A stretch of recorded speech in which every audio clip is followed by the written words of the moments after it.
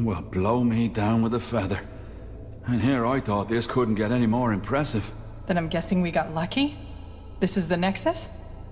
Continuing on with the theme, a game that I've been enjoying solo is SpellForce 3. What in the world did this? And it really sort of surprised me. It's a game that I've been wanting to play for a while, because how it looked to me was like a Warcraft 3. So you have a mixture of RPG and RTS elements. Which I love. Yeah. The RPG elements in the game are actually surprisingly strong.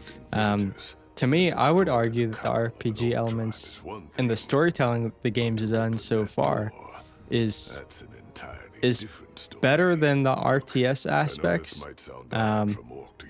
The story, not to spoil it too much, but basically, I guess in the previous game, I didn't play SpellForce 2.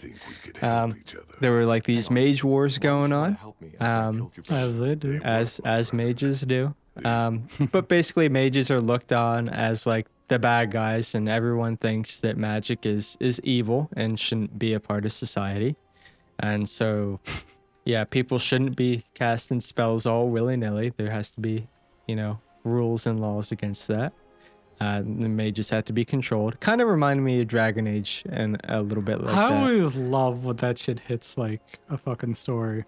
Because like I could never see that being a thing in the real world. Because that's like the entire premise of like X-Men and shit. Like, oh man, these guys have these fantastical powers. We must hate them and like say they gotta die and shit like that. I'm like, no, you fucking wouldn't. The government would be trying to militarize that immediately. They want to control it.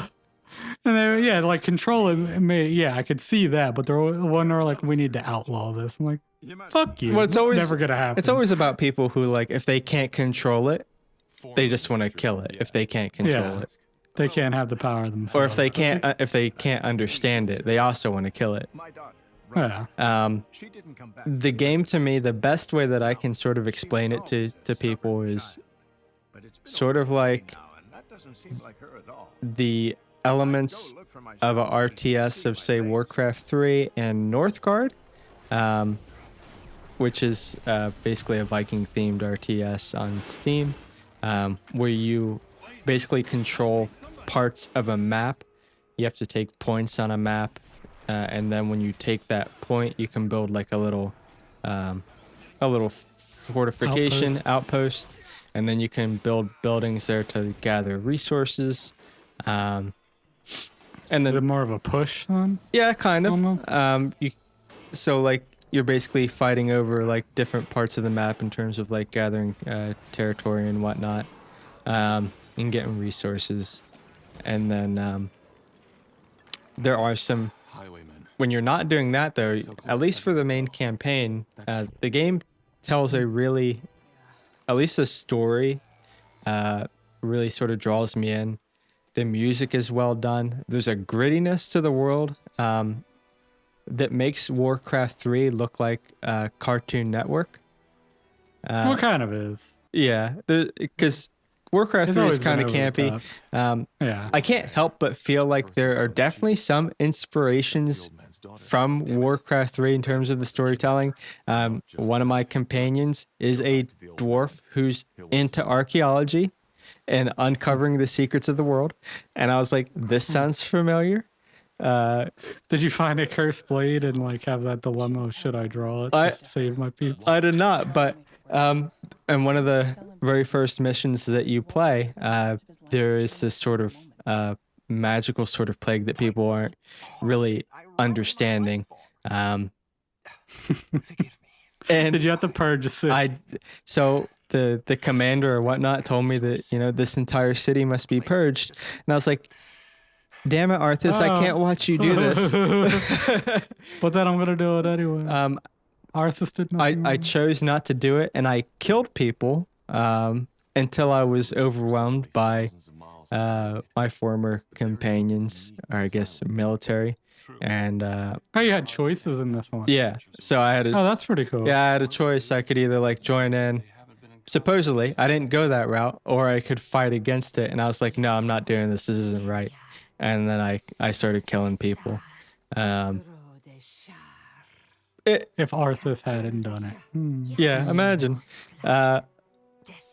There's a lot of like character building. There's a lot of great storytelling that the game has in terms of like, taking the time to like talk to your companions, and you're sort of building up this sort of coalition to sort of fight this sort of magical plague that's called like, I think it's called the blood burn or something like that.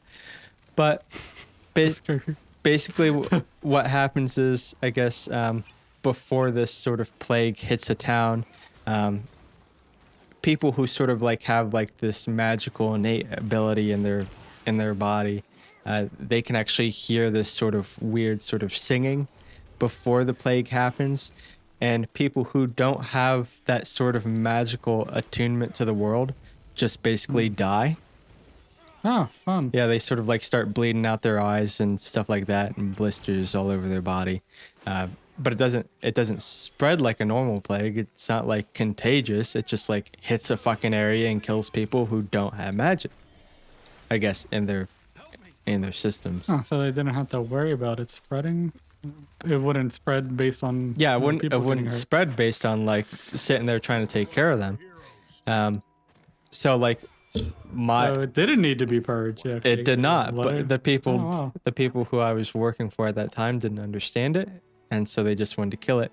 So now I'm sort of like the chosen one a little bit.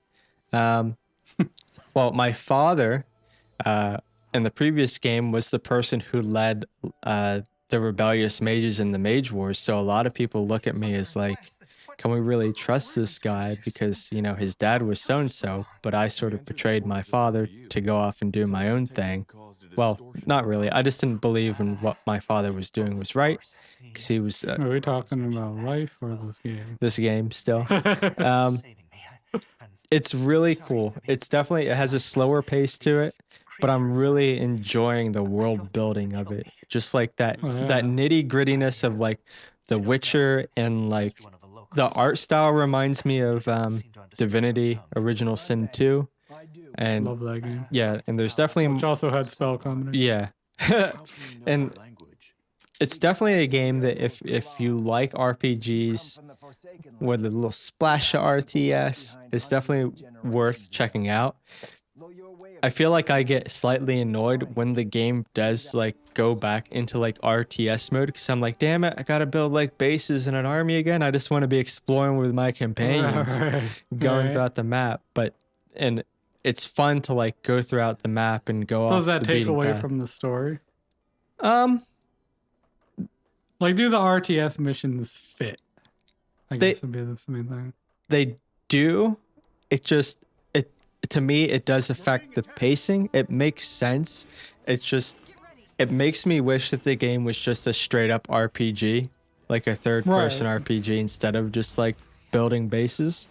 But that's not to say that it's a bad thing. The only thing that really bugs the fucking shit out of me with SpellForce 3 is the camera. Yeah, I remember looking at that. It looked all clunky. Yeah, the camera is a little clunky just because of, you have to change the angle of it every now and again, because the world is just so built up with like these beautiful structures and whatnot. So, what's the plan? They really want you to see everything, Fair enough. Let's do this. but you have to like finagle and mess with the camera and the angle and your zoom level quite a bit. And I'm one of those people who I have to check out everything, because I'm afraid if I don't have the camera at just the right angle, I'm going to miss a chest that I could have opened up that was going to have some like good gear. And there was a moment like that where I almost missed something, like this piece of basically like a legendary item that started like a side quest. So I was like, I got like an... Yeah, we could have missed that. Yeah, so like it sort of just fed into that weird paranoia. Yeah, we're like, oh my god. So like, yeah, my camera's almost constantly always going like a complete fucking 360 as I'm moving across the map. It's cinematic. Yeah. No, but going back to like, the reason I asked about the RTS sections like taken away from the story, because it almost reminded me when you said that of this old game I played, Drakengard, back on the PS2, and it was like, you know, you were this kid who was a prince or whatever. You made a pact with a dragon, so like you had sections where you were fighting off the dragon, killing soldiers with your sword and magic and stuff like that. Then you had the sections where you're flying around on the dragon. There are these aerial missions, and you're fighting shit in the sky. And holy shit, the aerial combat was so fun and fluid. I was like, this is the best shit ever. And you're running around breathing fire and like locking on the things. Then you hit these ground sections, and it was just this like boring ass hack and slashy thingy that clearly as much time didn't get put into it. Right. And you had like all these different weapons, and you had to level them up and shit. I was like, God damn, this is boring. And luckily, there was, you know, more aerial missions, at least I can remember. And most of the ground missions, you could just bum rush through them unless you were going for like 100% completion, which I found out later I needed to do to get all the cool. It had like 7 endings to it. I think I got all but one of them. But, you know, and it's always kind of weird because like I like when a game has different elements to it that I can like play around with. But sometimes they very clearly put more time into one over the other. Right. Yeah. And you wish they just had cut one part out completely. Yeah. And I don't think I would want one part cut out, because I do appreciate the RTS elements. I think, if anything, it's a testament to how well they did with the RPG elements. That Right. Yeah. So like I feel like the game would be missing something if it didn't have the RTS elements. If you didn't feel like you just led an army. Yeah, if I didn't literally just like built up and led an army to like overtake something, I feel like the story would be missing something. I would like to see the developer do like a pure RPG though. I think they do a really great job at it. That's cool to know. Yeah. I don't know. RTS things always kind of, in a way, take me out of stories. But I think that's because I just overthink them. I'm just like, where are we getting these people who are training to be soldiers? Like, we have a lot of just population we're spawning out of the fucking blue. Yeah. That's almost with any RTS. Yeah, that's why I always feel weird about the story. I'm like, I just lost like hundreds of archers, but I could just trade them more if I spend the money. Where'd they come from? A whole lot of fucking. Is there clothing vats in the bottom of this barracks? Where were you guys earlier? The town hall is actually just a fucking center. Yeah, it's just like forced fucking reproduction center. And you know, magic. Yeah, magic. Because it's always like, you know, in Civ at least, like you feel like you're taking years to train squads. Yeah. Which, you know, fits, but like, you know. RTS missions, that shit's done the same day. Where'd you guys come from? You're delusional. That's true. Where did I? Did you just give them an axe? Like, why do I need to wait? So it's really true? You'd kill your own brother. If you want to listen to the rest of that conversation, feel free to check out the Waiting on Cooldowns podcast. I went ahead and put a link in the description since I know you're so goddamn curious. Like and subscribe if you want to see more videos like this, and let us know your thoughts in the comments. Until next time, I'll see you guys later.